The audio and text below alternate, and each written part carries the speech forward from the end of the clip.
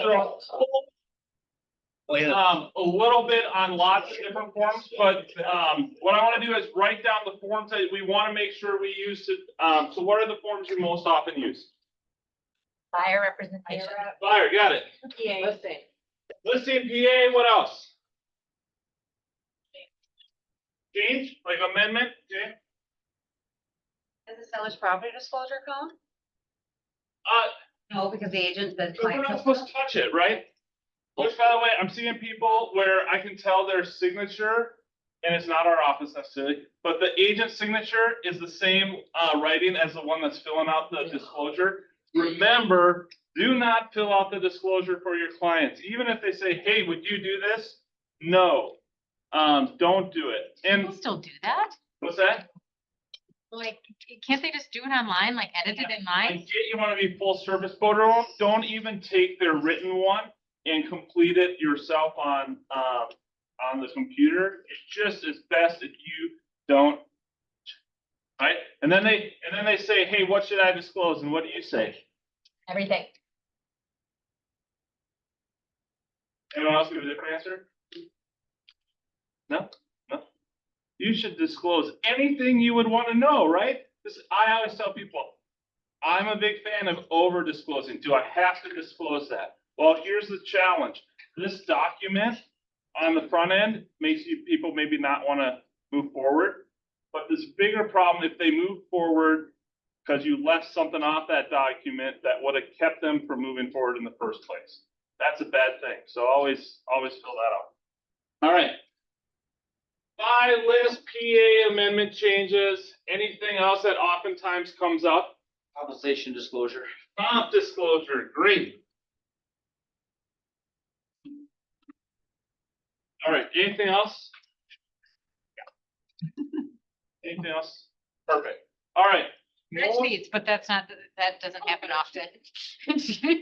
By the way, the net sheet is not from the, we don't have to use North Star. In fact, the net sheet, what's important is that you're giving a net sheet and people can understand the costs that are on there. So some of you are using like Great North has one. We have two different ones that you have access to on the MLS. Some of you are using your own kind of net sheet. Just make sure that it says estimate on it, right? You're not giving the full spot, and give best guesses. Don't just wing it, but give best professional guesses. All right, how about online? Anything that you want to make sure we cover online?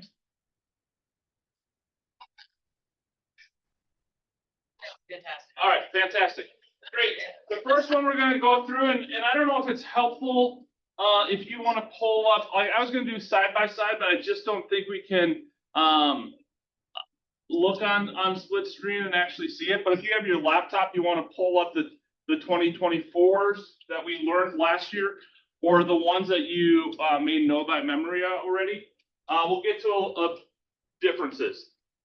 The intention this time is not to change like a whole thing, like, hey, we're taking off different things. Is how do we make the language better to communicate what we were trying to communicate last year? That's kind of what the forms are.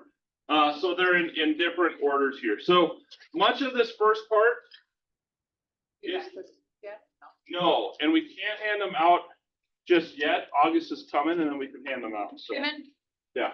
just a quick note, when August happens, can we send this out where the changes are made, like this highlighted? Highlighted To the market center? Yeah. So Something we you'll can do? get like we did last time. You'll get the highlighted changes, so you can see, hey, these are our changes. They won't say sample on it because we're not allowing them to go out that early. But they'll say highlighted changes, and then we'll put them all into the forms again. Awesome. So there you go. All right. So here's what I think. Whenever you are talking with clients, you want to be able to talk compensation clearly, like how you're getting paid. And this section looks different. Yes, remember how it looks different? Let's see. I'll give you a quick view of.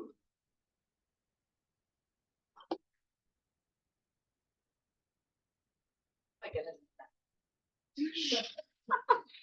No judgment.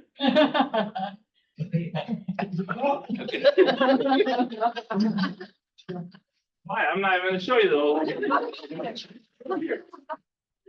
All right, the old one has different spots on compensation. It looks a little different. Are you in the buyer rep? This is the buyer rep, by the way. When we get these forms, they'll all have our logo here. One of the things, by the way, that's changing this year that I'm so excited about, because I was on candy all the time because it bothered me. What's at the end of your buyer rep right now? Wire fraud. It should not be there. There's no reason wire fraud is that in that spot. You're not attaching wire fraud as part of your buyer rep. It should not be there. That's coming off. It's not on this one. It was on the original. By the way, though, I do need to talk buyer rep. One of our agents responded to a text and lost thousands and thousands of dollars because it was a fraud. And they got, and I'm gonna even see Tony here. They got a lot of Bitcoin because it's not insured in different ways that some of the other things are. So for yourself too, I know we get messages all the time from people. Make sure you're responding only to people you know. What happened on theirs is they got that person got like a fraudulent charge. Hey, did you approve this? Like, you know, when you spend on your credit card, sometimes it might send you something that says, was that you? She responded no, which then brought right back to a realistic looking place, but that was not a real place, and they got access to all of her stuff, and she lost a lot. So be careful out there. And then also your clients. I think I can say Derek had a client as well that lost a lot of cash because of wire stuff. It looks official. It doesn't look fake. The thing I always tell is just make sure you're talking to that person you know. So if you're working with Great North, maybe it's Melanie, right? She's not going to have you wire something without talking to you about it. So just make sure that you're having that conversation with people as well. All right. Here we go down to the buyer rep. The compensation, this is how it looks different this time. If a buyer or anyone acting on the buyer's behalf agrees to purchase the property during the contract, the following compensation will apply. They made this pretty simple. Buyers agree to pay the broker retaining fee of 0, right? Most of you are doing 0. In fact, I don't know if Heather, is anyone doing a retainer fee that you're collecting and holding on to? Not really, yeah. So at the commencement, so that could be 0. Buyer shall pay broker's compensation of, and this is where you put your amount in, right? So the same rule, you can't accept more than is on here will apply. So this is where you have your communication of, this is what I charge. I might charge 4%, I might charge 3%, I might charge 2%, but this is what I charge, okay? And you're putting that in that spot, or an amount here, you can do a flat, whichever is greater when the buyer closes the purchase. If the buyer purchases or agrees to purchase a property before the expiration date, or within like 180 days, you can do up to 6 months after expiration. If they sign another one, that's the biggest difference spot in here is just the clarity on that is it looks a little different. Broker is authorized to negotiate and receive compensation paid by seller or broker representing and assisting the seller. Any compensation accepted by the broker from the seller or broker representing or assisting the seller shall, this is different too. Now this is the line on here. Before it used to say shall or shall not. Now it's making clarity of, hey, if I'm getting paid here, I'm getting paid here. This is how I'm getting paid. It's not I'm going to hit 3% here and 2% here, right? So now it's going to say, shall reduce any obligation the buyer has to pay compensation to the amount received. Okay? So if you're getting paid by the other side, it's reducing that amount, right?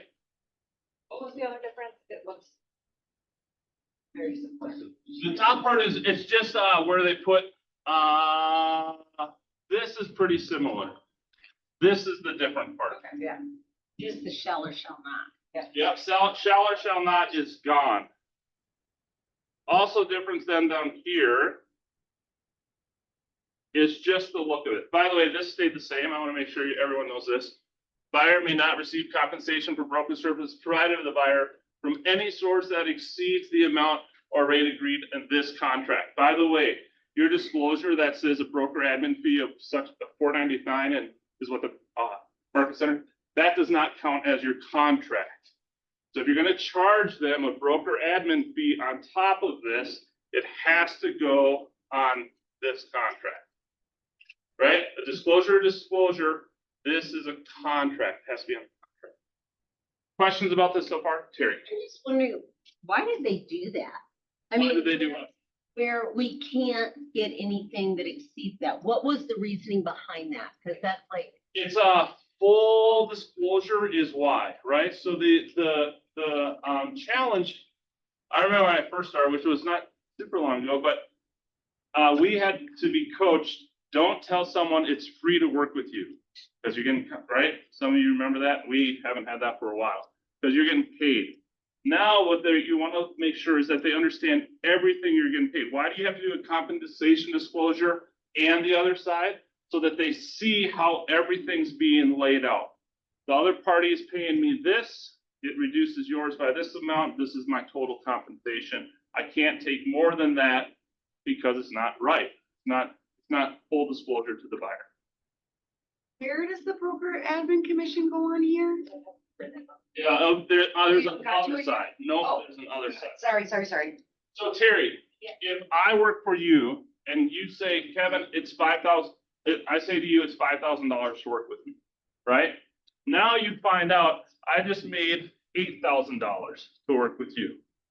As a buyer, you might say, wait a minute, it's only $5,000. Why are you getting paid $8,000 to represent me? Where's that money coming from? Why didn't you reduce the cost of my purchase? Why didn't you? So it just has to be above all of that. I'm just kind of surprised that they didn't say, if the seller's broker offers more, that must be disclosed. You know what I mean? Something like that, because sometimes you get we all know, and we all get the emails that this one's paying out 3%, Now, what do you do? So we'll skip ahead, but it gets to down here. What do you do if you're charging 2.7, they're paying 3%? Do an amendment. You do amendment. You can take it as long as the other party, as long as your client knows you're going to get paid for their, hey, I'm going to amend our contract because they're actually paying more out to me. I think the only issue there is people don't feel comfortable talking about price in the first place, which I think that's more of a reflection on the agent, right? If all of a sudden you say, but guess what, I'm gonna get paid 3%, you have to feel comfortable enough to say, hey, it's a little bit of a bonus for me from this, blah, blah, blah, here's the amendment.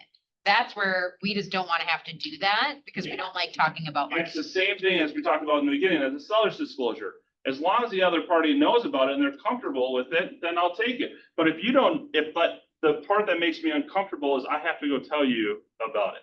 And that's where there's this, wait a minute, something's not right. If I'm uncomfortable just being above the table with you, something's not right. That's what I do. The amendment is just between you and your client. Yeah. That's it. Yeah. Okay. Yeah, it's just, whenever you're listening to a contract, it goes between who's the original parties. I'm amending between the two parties. That's what I need to have sign on. Okay, thank you. All right. And then they changed down here. They changed just the order of these things. So this will look different if your numbers are different down here. It's because they've moved additional costs used to be down below. They put it up above where they're directing seller still pouring pieces there. Oh, one thing I want to highlight. This came up on a situation I was on.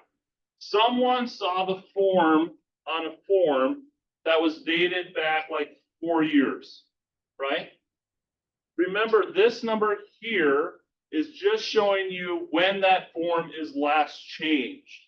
So if you have a pre-approval, for example, and they're using the form that was created this time, but it was signed, this is not the date of when that pre-approval is, and it doesn't mean that that letter is void or no good or whatever. It just means they haven't changed the format of that form, right? So that doesn't necessarily, if you're using what's our 18, I think some of our forms still now are 2018. Yeah, and which, by the way, changes this year. 2018, it doesn't mean that form's no longer valid. It's just that was the last update. Good? Hey, Sean, good to see you. Thanks. All right, electronic signatures commit, I always think this one's funny. This is gonna freak out Heather, watch. That one right there is funny. That was correct, yeah. Come off. Kevin. Why did you what? Isn't that fun? That's not fun. All right, broker admin fee goes right here. It's the only spot. Yep, it has to go on there somewhere. It's on the other spot. You write it in. Here's what I'll say again. Fees are supposed to have a reason. In our office, it makes sense that everyone has a $4.99 broker admin fee because it's a fee charged by our brokerage, currently at $499. Just know if you put a number above that, you're taking a risk that is maybe worth for you taking, maybe it's not worth the extra $100 or $200 or whatever that is. But just know, if it gets looked at, they're gonna look at what is that fee for. Our BAC is charged by Keller Williams, Lakeland, and Tonka for the processing and record keeping of the files. I know there was kind of a And compliance. tendency of whether we could use Compliance, yeah. the word fee or commission. Matter. BAC versus BAF. I just write BAC on it. I think that's what's most, BAC is a commission, that should make sense. But Yeah. I thought we had to refer to it as a commission. commission, Like, since it's going. compensation, broker admin compensation. So I really like BAC at $4.99 or BAC. That's what I really like. Then you guys can adjust the spot on that. We haven't ruled it out. Go ahead. Is there still a compensation disclosure, a buyer? 100%. And it Yep. doesn't still go on the compensation disclosure? 100%. Yep. Thank you. Maureen has a question. Maureen. I was gonna ask, I signed a buyer rep over the weekend and I thought I was covered with the $4.99 fee in the buyer disclosures. And then I thought there's also the compensation agreement when they write the purchase agreement. So I did not have it in the other section in my buyer rep. Does that mean I have to have them redo the? If you haven't closed yet, I would just get them to add it. Here's the thing about the two spots, is you have to remember what you're signing. So this is the one contract. The other two are disclosures of what's happening, right? So you send that disclosure and they would say, wait, you never put that in the contract. Well, that's true, right? Now, but they couldn't say, well, you never disclosed to me that you're gonna charge that. Well, no, I disclosed that to you right here. Yes, but you didn't have permission to take that. That's a different conversation. So, Okay, so should I add it and have them initial that? Or do I just do an amendment for There's that? Or, a quick and simple amendment right in there. It just says, it's an amendment to a listing contract, buyer representation, or facilitator, all agent and client. Easy adjustment. I just throw it on there. It's over disclosed. Makes it good. okay, thank you. It's funny because the next question, I get this sometimes, and then I get the, oh, my client's really not gonna be happy about it. Well, then if that's the case, I say it's worth foregoing the $500 and taking it out of your pocket. Or deciding if you want to talk with your unhappy client. It's better to disclose and know on the front end than to come back and it be a challenge, right? If you know your client's not gonna be happy, that's like, uh-oh, something's going on, kind of an alarm, so. Good? Questions about this? This is a contract between who? The broker. Buyer and the broker. Does the other party ever need to see your buyer representation agreement? Never. They never need to see it. Between you and your client. Perfect. All right, good? Pretty easy one, right? All right, now, I have to unplug this so you don't make fun of me.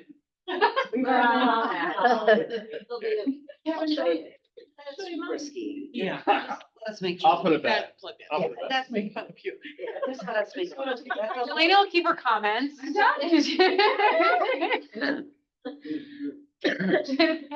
once. I'm like, that's not. We were all Plug thinking and it. plug back in over and over. For shocking us over. Yeah. Yeah. Right, right, we know. As Wow. long as you know what it is, it doesn't matter. I'll show you. I mean, the fact that I just felt organized with that, you should be a reflection for you. Everything shows right there.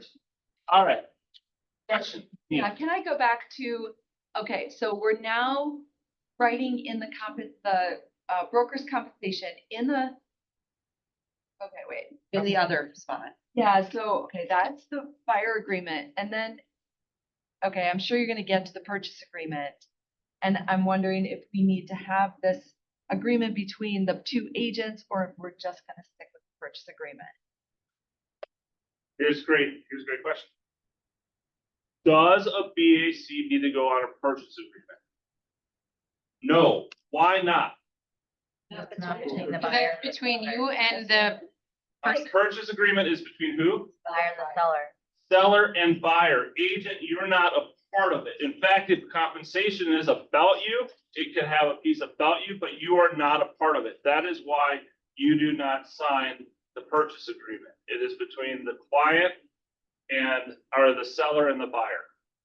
So BAC does not need to go on the purchase agreement because the seller doesn't need to know how much you're getting paid. That doesn't need to be part of that conversation. What about just your commission? Your commission doesn't need to go on the purchase agreement unless the seller is paying your commission, right? Because that's an agreement between the buyer and the seller still. The buyer's just saying, hey, I owe my client some money. I'd like you to be the one to pay it to them.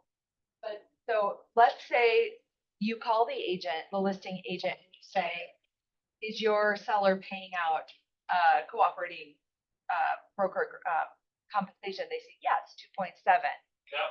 So and I often say, do you want it on the purchase agreement, or should we do a separate form? They always say, put it on the purchase agreement. Okay, so the answer then is they're wrong, right? Because the question you asked is, are you paying out a cooperating broker agreement? Are you paying out? That's like our old school. I'm gonna use numbers. I get 6%. I'm gonna pay you 2.7%. Are you doing that? Yes.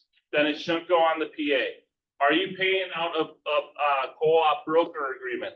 No. Put it on the PA if you want to be compensated that way. So there are two different things, and we are seeing our office is still using both ways. I think we're starting to see more and more the direction of the purchase agreement, but we're still seeing both ways. Here's one of the things, and Tony, I'm just going to call Tony up. And all these things that I get phone calls, I'm never talking bad about the agent that actually made the call. So Tony this wasn't a bad thing Tony did, but Tony said, hey, I have a client represented at 2.7. The buyer, I called them and just asked, are you paying out? They're like, yeah, put 3% on the purchase agreement. Wow. If they didn't say that, Tony would have wrote 2.7 and actually it would have been better for that other person's client. Instead, Tony got a raise as long as he communicated with his client that hey, I'm gonna take that raise, or his client got a raise. So just be, as you're deciding what to communicate, make sure you're communicating accurately and in the best interest of your client. Maybe the purchase agreement is the best way to do it. All right, good. Anyone know what this is? This one right here? Kevin, I have a question about the purchase agreement since we're on it. Oh, boy. All right. Anymore. Well, we are. Can we just do the listing agreement, then we'll get to the purchase agreement? Well, it's pertaining to what you were just talking about. Like if it's in the listing agreement and on the purchase agreement, as a buyer's agent, you essentially would be getting paid 5.4, correct? Via contracts if you went after it. Yes, and we have had a person in our office on that. Yeah, which they're, yes, and that's gonna get fixed. That's gonna be addressed here in a little bit. But yes, that was the thing, is if I sent you a compensation agreement and you signed that, and I put 3% on the purchase agreement, now I'm due both. Obligated is the other brokerage owes me the 3%, and the seller owes me the 3%, or owes my Because the client. verbiage in there says, in addition to cooperating broker. Right, and on that is in addition to, right? One of our, by the way, I never had the same problems with you guys that I have on the other side, so I appreciate it, you guys are awesome. But one of the other ones, the one of our agents wrote on the purchase agreement, 3% for his buy side commission. And the agent, I mean, the client accepted, it was fully accepted agreement. In fact, they were pending. And the agent called and said, hey, I'm not paying out, or we're not paying out the 3%. In fact, we said to you that I'll be paying you out to 2.7. And I said, well, that's great. Send an email back that says, that's fantastic. I'll take the 3% from your client, and I'm going to take the 2.7 from you, because that listing agent just thought he's just going to renegotiate the purchase agreement. You can't do that. So he wrote that back, and then kindly our agent and the other agent agreed to, okay, he'll just accept the 3%, right? But that's the spot, is you want to make sure you're communicating clearly how commissions are happening, because our agent had the right to both those. There was a agreement on both those already. All right, this is the 2024 listing agreement. This is the one that you're using right now with all these weird spots about commission down here. All right, and we're going to adjust and look at this new one now. Here's the new listing contract. You guys can see it, good size. We're gonna go through. At the top is the same, the date. Seller, broker, contract starts at, list set. What do you have to put in here? A price. Can the price be anything but a dollar amount? No, you need a dollar amount in there. So put it in there.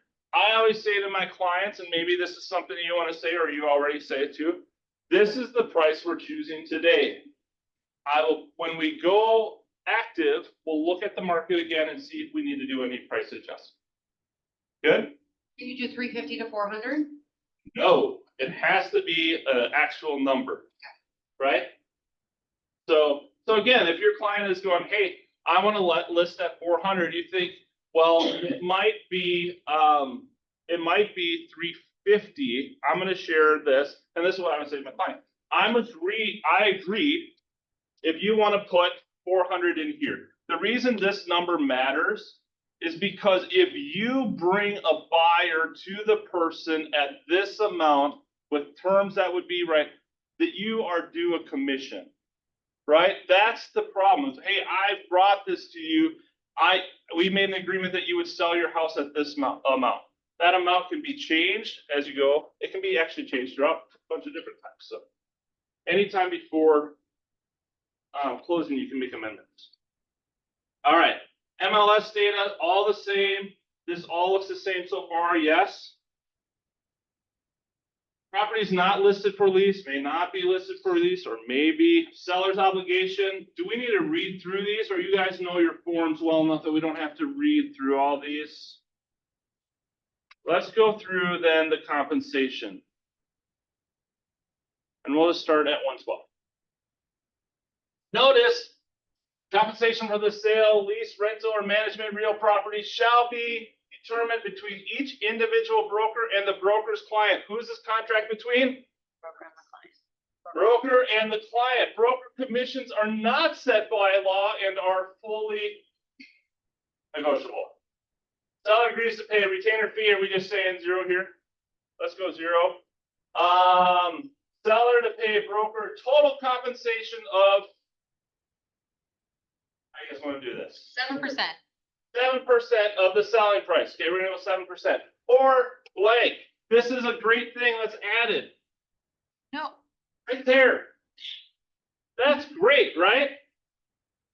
You know why? Because it didn't, before it didn't necessarily have the whichever is greater. yeah, It is on this one, it's not on the purchase No, it's agreement. not. Oh, Not on the purchase. The purchaser? I think it's purchase agreement. Commissions, wherever it says whichever is greater, you want to make sure that you have the right commit, you understand, hey, I'm getting this or this, and it's on our current purchase agreement. I'll show you. Of the selling price, whichever is greater, if seller sells or agrees to sell the property during the term of this contract, property located, co-op broker, I got paid 7%, co-op broker of the total commission as specified in lines 119 through line 21, that's this part, of this total amount. Broker, are we gonna say shall then, Kimi? Yeah. It shall offer compensation to cooperating brokers. If shall, the compensation to cooperating brokers shall be as follows. You gonna do a percentage? 3%. Okay, perfect. So I'm gonna check 3% of the selling price or blank, whichever is graded to cooperating brokers. That's what I'm gonna do there. Are you gonna offer to anything to a facilitator? No. No, okay, so then we'll just not do that one. Any other extra? Not do that one. All right, Do you have to fill in that purchase price in that blank then as well? Broker ad. Uh, All the same? They Percent took off of the broker shall be by the- selling price. That's it. Percent of the selling. yeah, price. they put this in order that, and then they removed the shall not. Hey, Kevin. Question. I was Yeah, on order line, is a change. okay, on line 127. So you're putting in that selling price again of 400 or whatever you're saying, right? No, I'm saying how much percentage am I offering of that? Of that selling, what's my, of the 7%, what am I offering Sorry. there, right?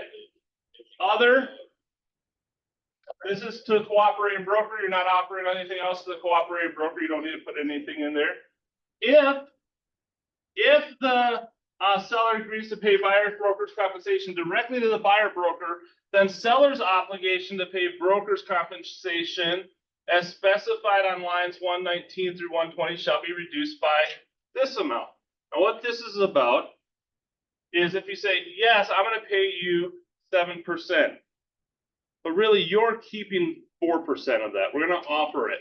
But if we didn't offer it, they put it on the purchase agreement instead, they want 3%, we're gonna reduce it by that amount.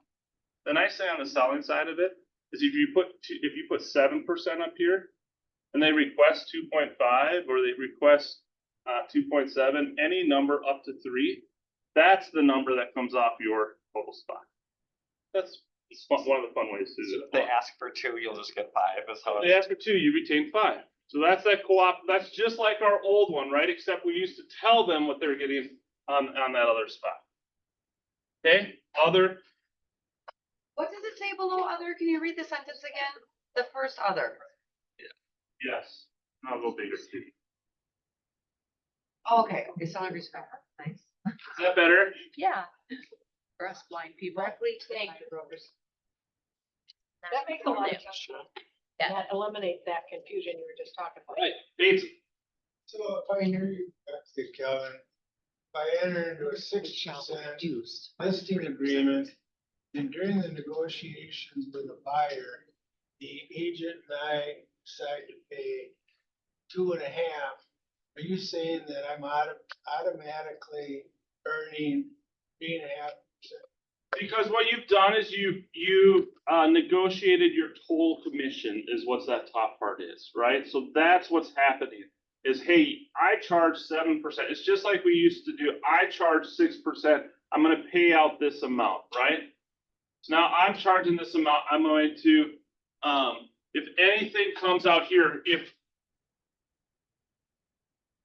so there's two different things. If you say, hey, and I'm going to offer that cooperating agreement right here. right? We're gonna offer that cooperating brokers. I'm paying that spot there, right? Then you're paying out what your agreement number is here, okay? It has to be. Right, but if this is shall not, and you still, let's say you still negotiated at the 7%, we're saying, hey, we're not offering, we're gonna pay it out. If they ask, we're gonna pay it out on the PA. That's where now whatever's being put on the PA is where that number is reduced there. So, hey, I charge 6%. And of that, I'm willing to pay out 3 of it if I need to. However, I'm a great negotiator. I'd love for you to let me negotiate. Let's put 6% here. We'll see what comes on the purchase agreement. And now I'm negotiating for you versus against you. So it's one or the other. It's either 125 or 133. Yes, it's this, Or the other one. this, or this. Now, sometimes we know this, and this is where we then have to do amendments. Sometimes we go, hey, we're gonna go a certain way. Agents on the other side go, I'm not allowed to do it that way, right? So it's only going on in the purchase agreement. Okay, then we're gonna switch here.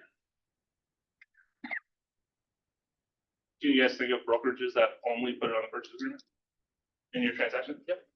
And some of them, you send them the cooperating form, they're like, what is this, right?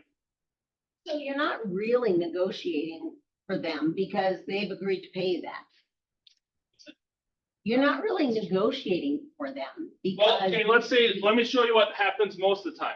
If you're gonna put on the purchase agreement. Look, this is how I think most of you are doing it. I charge 4%. Did it come down? Yeah. I charge 4%. That's what I charge to do a listing.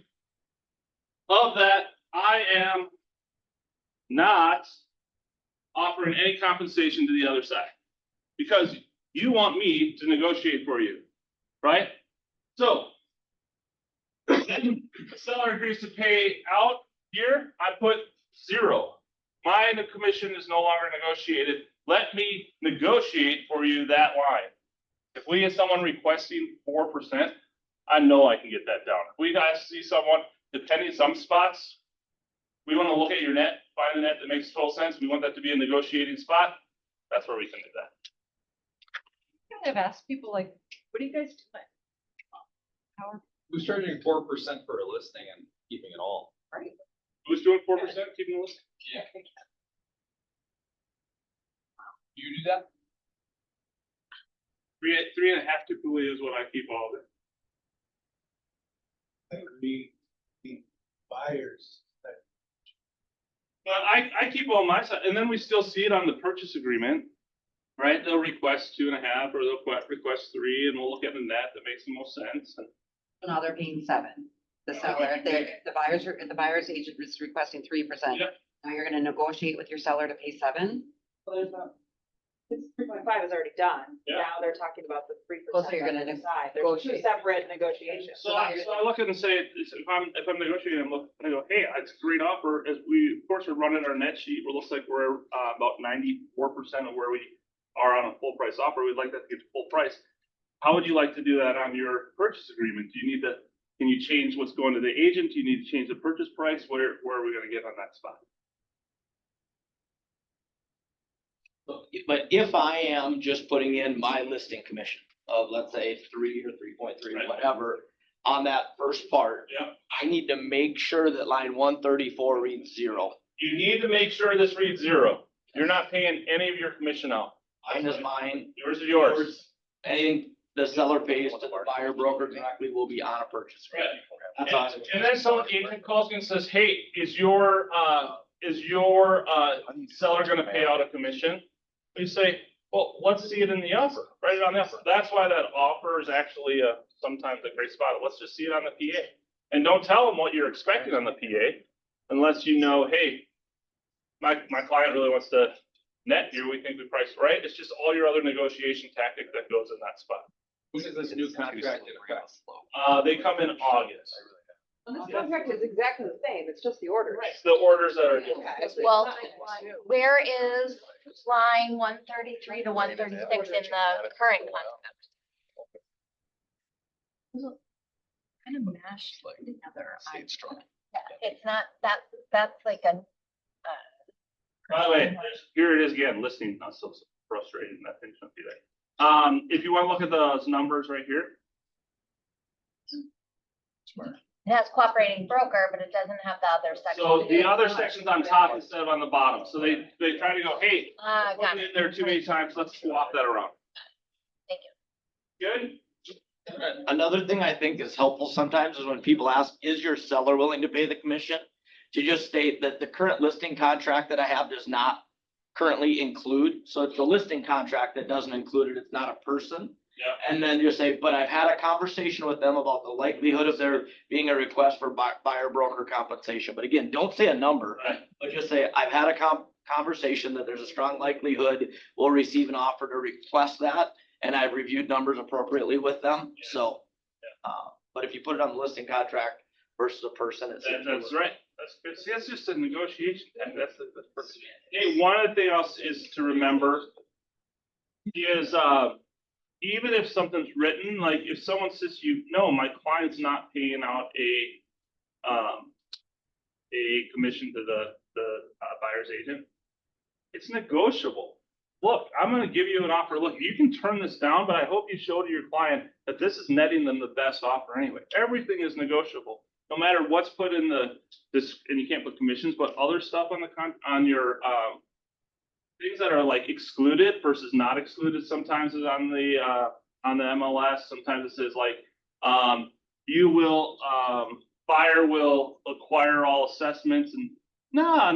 That doesn't matter. That's not your contract. Your contract is what you send over. So make sure you're getting your client what you want, knowing kind of that's their first negotiation, but it doesn't mean that doesn't trump anything.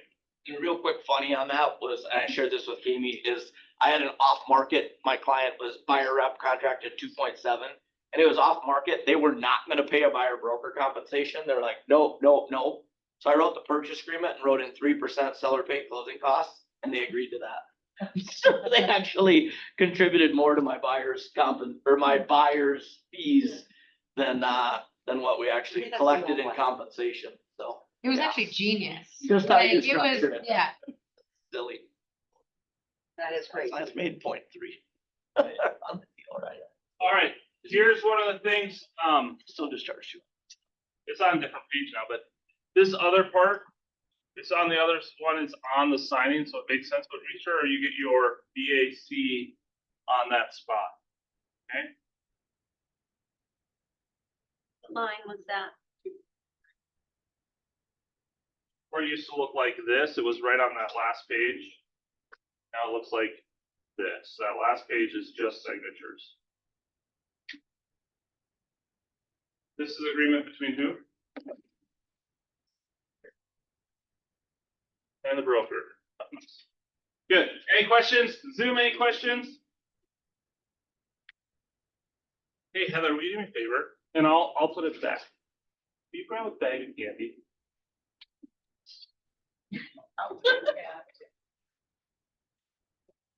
Happy to 7. Thank you. All right. You're a high maintenance broker, aren't you? Well,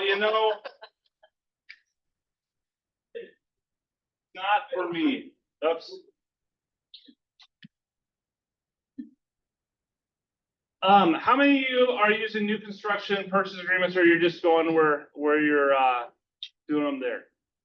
I get this question. Hey, I'm gonna go with new construction. I want to submit an offer. Can I submit using an MLS form? If you're gonna do new construction, they have a form that you can go ahead and use. Sometimes the buyers, sometimes the builders have two different ways of doing it. Some of them like receiving a purchase agreement, and some of them want to make sure that you go there and use their forms and work through. No matter how you're doing it, remember, if you're in a fiduciary relationship with your client, you got to always be in the best interest of your client. So make sure you're reviewing those forms that they're using and make sure they make sense. Also, make sure your clients understand that builders might be paying out different commissions than you're used to receiving, right? So help them understand how you're still going to get fully compensated and make sure that they can do that along the way. Good?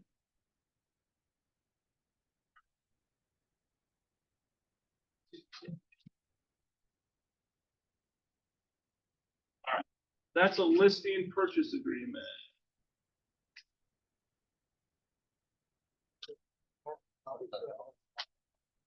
Oh, thanks. Look at this.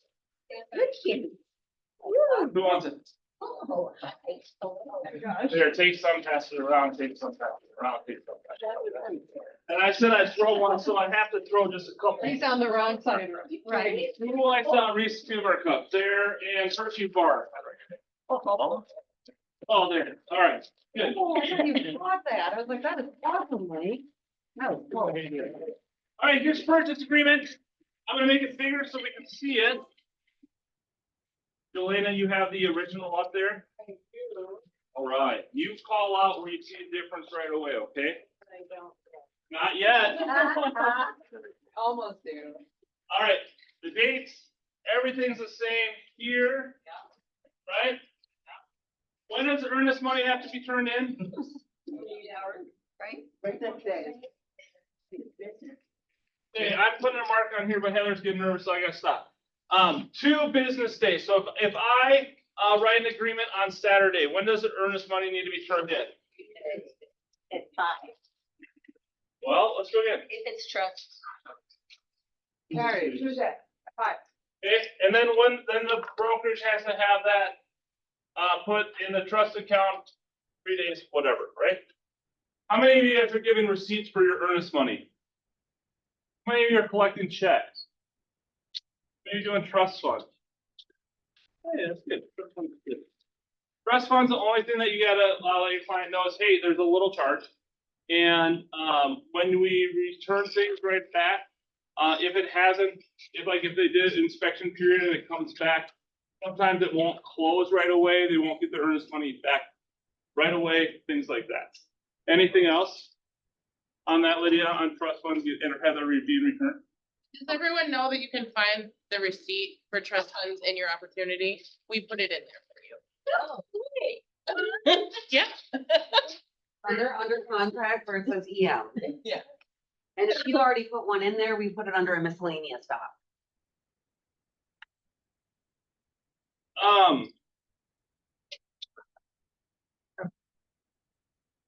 What's something that we should probably put here often? All of the appliances. Oh, maybe that's. I've gotten burned on that. Yeah, so one of the challenges with like a oven is they're supposed to have the safety thing on the back, so it's technically connected. It's connected oftentimes with gas. It's hooked up, different things. But yeah, that's the one way you can do it. What's one do you think we get burned on a lot? Washer and dryer. Washer and dryer, right? Just write it in there if they're going to have it. And anything that you would typically exclude, Backyard. play sets or yeah, that's. Take it with you, right? That might be that thing. But here also I want to say, if it's written on the MLS that we are taking with us, let's see, all curtains and rods and everything are excluded from the purchase agreement. It says that on the MLS, but it's not right here. What happens? No. Contract. You break you're in breach of contract. They have to stay, right? So the MLS is not a contract. MLS is saying, this is what we want. You're saying, no, this has to be there. So if you're listing a home and you say that on the MLS and then your clients take it with you, but it wasn't on here, you're in trouble. You might be buying some things. So just make sure your contract matches what you want on the MLS. Go ahead. I think it's really good to add your point, is just as seen on, because sometimes they switch out crappy. Challenge with as seen on is yes, it's not a bad thing to do as seen on. But the challenge is how do you communicate and prove, hey, we saw this on their picture. That's an okay ad. That's an okay ad. And supplements, exclusions, acceptable. Yeah, in fact, you could take an amendment. There's amendment to the PA, it's a blank form. You could write on there, all these things are excluded. The only thing that I would put on there is make sure on the bottom, on the We're on the PA, yeah. Make sure you're referencing that amendment, right? So you're checking on box, hey, there's an amendment there. You can put it in the same purchase packet, right? That you're doing on Authenticite, or you could even say here, the amendment, right? So you're referencing that spot. But then the buyer has to initial that amendment? Yep. So then it has to be agreed on. You wanna go. Here's some things that happen just in like the calls I get. And we sometimes get to a little further than that is, well, they said it, but it wasn't clearly written where it should have been. The conversation was, well, it's there. Which was it your party that didn't read through the contract with their person? This gets sticky when things aren't where they should be or as clear. Like I had a person fill out a disclosure. I'm like, just use blue pen. Blue pen shows, hey, we are telling everything about this. You want it to be clear and easy to see. So on here, like some people could go and they just add like a line on the spot. It's in the same color text. It's in the same. Now, did they disclose it? For sure. It's right there. Your agent should have read it. The agent on the other side's like, I just review. This is always the same. It's everything. And then so you're in a fight of, wait a minute, it was there. Instead, make it clear. Make sure you're reading through things. All right. Next part. You haven't found any yet, have you? All right. Next part. Good. 5 days. Rate. Refunded to the buyer. Purchase agreement forfeited to seller. Written statement. How's written statement working for you guys?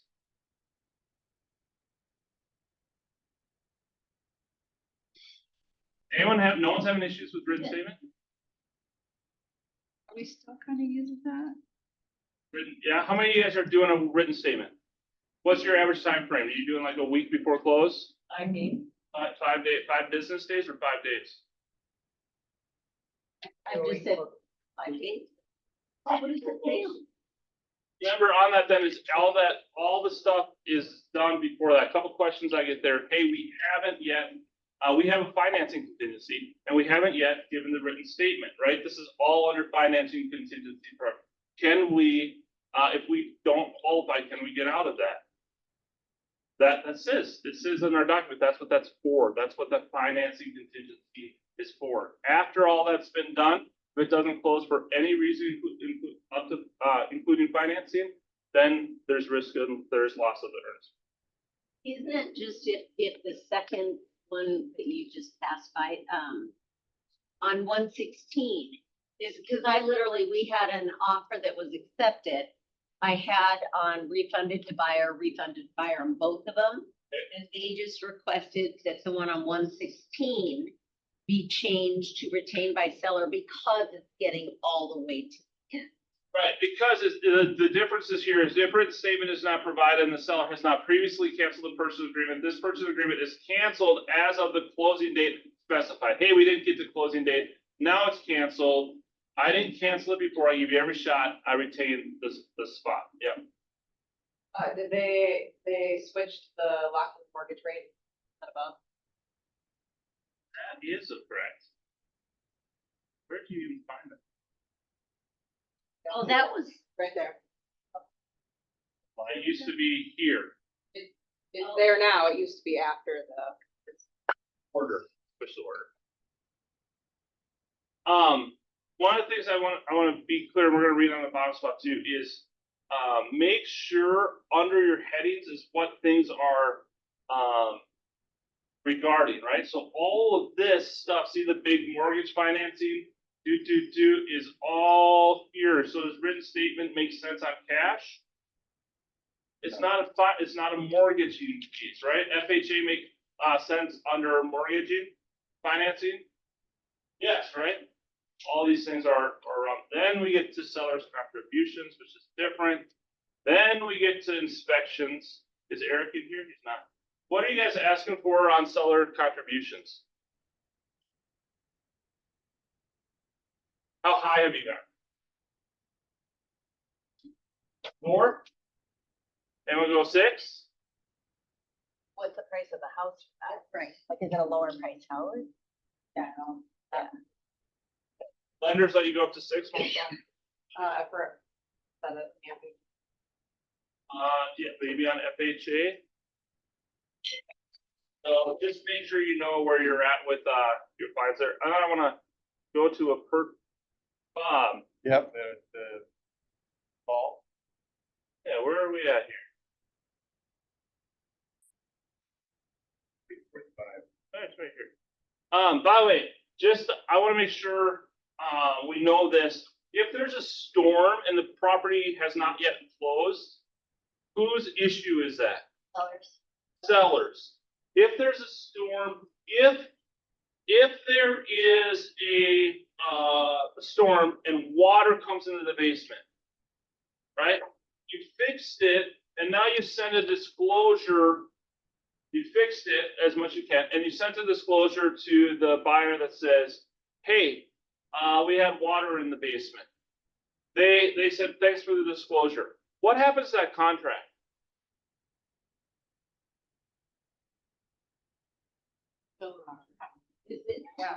I mean, what happens is that is a substantial change in when they went to make the purchase on that property. When I looked before, it never had water in the basement. Since I wrote that contract, there is. We're now going to renegotiate that contract. A disclosure doesn't mean, hey, we're moving forward just how it is. No, this has changed. If something happens like that, I'm a representing a buyer. I might decide, well, I'm going to want to do another inspection. I'm going to want to make sure that all these things got fixed. I want to make sure that there's a moisture test. I want to make sure all those different things. And as a buyer, because that is substantially different than when I made my purchase, I can change that. But if they don't do anything, it stands. If I move forward, it stands, but signing the disclosure doesn't mean I could agree to keep it moving forward. There's a difference from when I wrote a purchase agreement. The disclosure does not mean I accept everything it is. It's thanks for disclosing. I'm now going to negotiate with you. And I've actually, that has been an ethics hearing I have been at. So that is what was decided as a contract. This is a substantial change from when I made an offer on that house. Okay. So then would that be an amendment that seller agrees to blah, blah, blah? Or Yeah, before I send that, like before I have my client sign that disclosure, I might want to say, client reserves the right to renegotiate, right? I might want to make sure I get on the front end of that. But I would expect that there's going to be a negotiation after something like that happens. for sure, it's just a call to you. You can always do that. And what would you recommend the seller do to make sure that the buyer agrees to whatever? Yeah, I would disclose right away, right? So if I'm the agent on the side, I say, hey, I want to let you know the storm. You probably are aware lots of people got some water. We did in our property as well. We want to make sure we take care of it and keep this moving forward. My clients right now have done this to prevent any further damage. This is what they're doing to remediate that.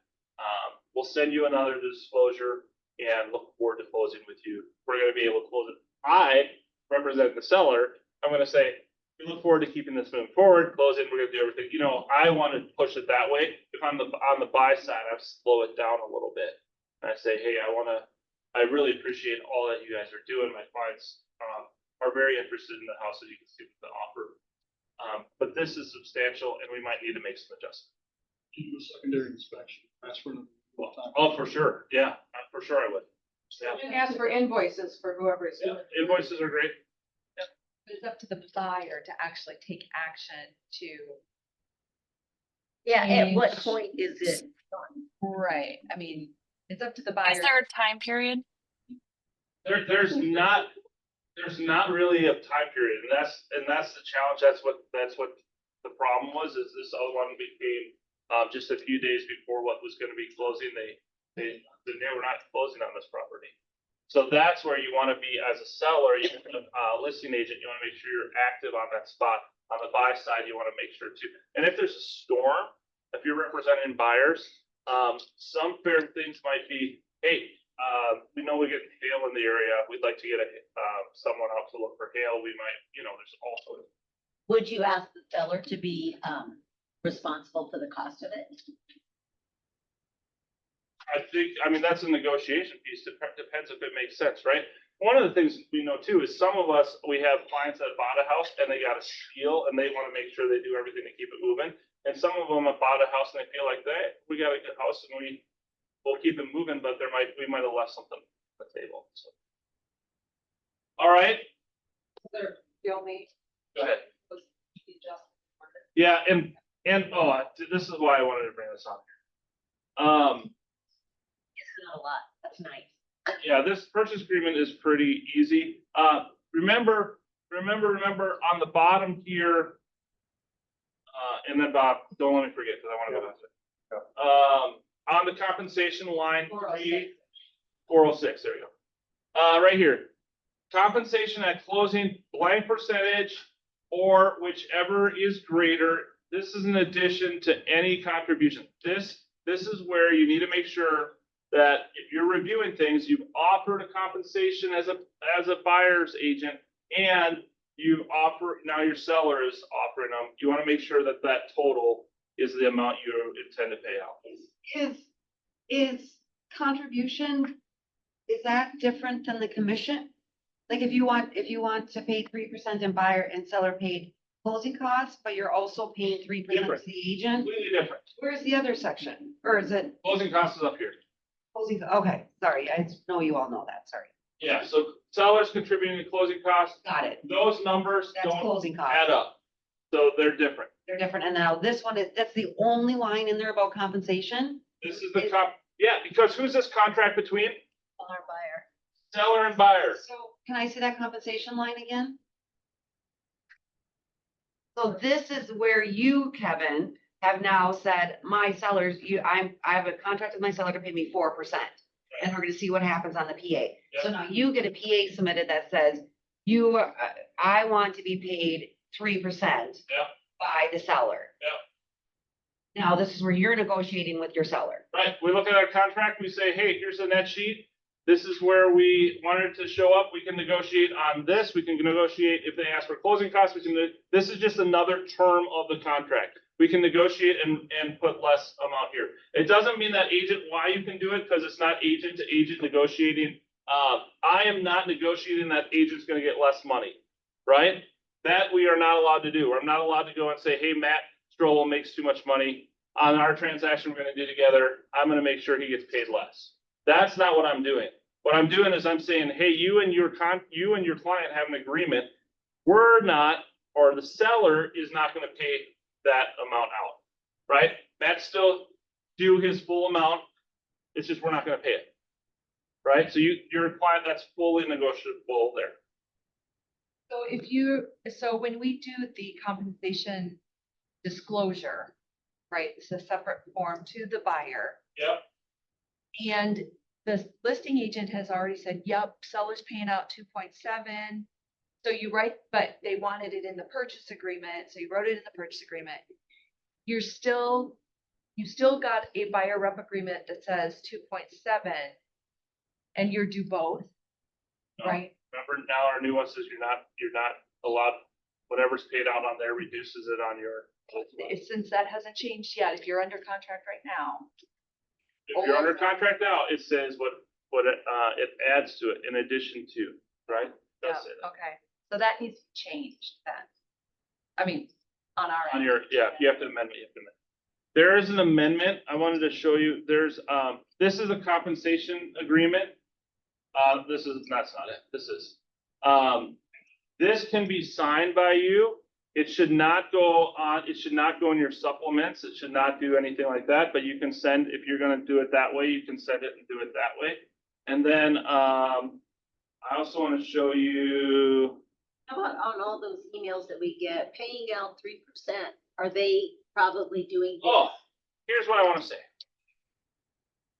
Yesterday, I'm so glad you guys are part of our brokerage. I really am a huge fan of it. And I really, really agree that you guys are awesome.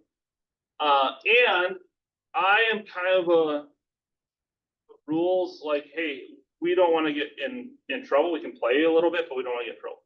One of the things that is happening that we're not all brokerages are the same, even as NAR has made some new rules around listing off-market properties, right? The MLS still says you cannot market a non-MLS property. We will fine you, and the fine is $1,000 if you market a non-MLS property. So who are we allowed to market to if we don't have a house on the MLS? Us, 148 agents. That's all we can market to. Edina is bigger, they can market to more of their agents. Some others they can do more. What they cannot do is they cannot send you an email that says in the caption, new off MLS marketing or home. And they're doing it. I got one yesterday. And it's not a fair system. And the only way it does get fair is if you turn it in. So I'm not asking you to be a tattletale, except I asked the staff to be a tattletale, but we do want to make sure, hey, we're all playing the same game. And right now, we're just not, and everyone's not playing the same. So all you do is send the North Star MLS, they're the ones that are doing it. Hey, got this email. They assured me your name is never tied to it. And You can send it to us, right? We could send it in? sure, if you want to do it that way, that's great. How much it takes on my name? Yeah. And then what will happen, they will also, they're not just in the business of finding people. They will say, hey, this rule changed. We want to let you know you can't do that, right? Which is what everyone needs. If your broker's not doing it, someone needs to tell you you can't do it. And then only the people that will be punished are the people that continue. And MLS is actually very nice and very helpful. So sometimes when you do get that fine for whatever you did, if you really don't understand it, or it really is your first offense, or you can call them and they generally every time waive it. Kevin, I have a question, because I was under the understanding that, like, if I have a friend that's at a different brokerage and I send it just to that person, I'm not publicly advertising it, sending it to the whole brokerage, but I can say, hey, I have an off-market thing to people that you know directly. You can go outside of the brokerage, but that was my understanding, not that you can't Wendy, post it on MLS. it's rules, not guidelines. I agree though. That was my interpretation. I'm kidding, Wendy. Can you do that? So here's the rub. Here's the rub. And this is where I say I'm a follower and a player, right? If I know, hey, this person, this is going to be perfect. That's fine. Fine. In fact, the attorney for the MLS said to me, who's going to know, right? Who's going to, that was one of the things I said. But there is a difference between sending out a blast to here, now I'm something. If Leanne Sather is a friend of mine. If I call Leanne and I say, hey, Leanne, there's an awesome property that I have. They don't want to put it on the market, but I can sell it up on Lake Sarah. I know it would be perfect for some of your clients that you shared. It makes sense. Is it the better? That's what's best for the client, right? That's how I would argue about it. In fact, I went back and forth with MLS multiple times on this, but don't do the other things. And if other things are happening, we just have to play by the same rules. That's my whole desire. So we all play by the same rules. And if you do that, you should certainly have the withheld side, right, Kevin? So that you can say the seller clearly said, I didn't want it on the MLS. Yes, and two things, don't try to sell a property that's not yours to sell either. That's not a good thing. Yes. Oh, yeah, for sure. Okay, I want to do one purchase agreement thing. I almost forgot. This is new construction. Where did I put it? That's listing agreement. I'll send you an email. It has to do with the fall. And Bob, go ahead. Let me just. Well, I can talk about it. Okay, yeah, talk about while I. So I had a wonky sale, it was cash offer. Couple things happened with it, but anyways, they defaulted, they couldn't get their financing at the very end, you know, from their hard money lender, didn't come through. Went through a bunch of other ones that, within a week, we went through 3 other hard lenders, and nobody came to foreclose.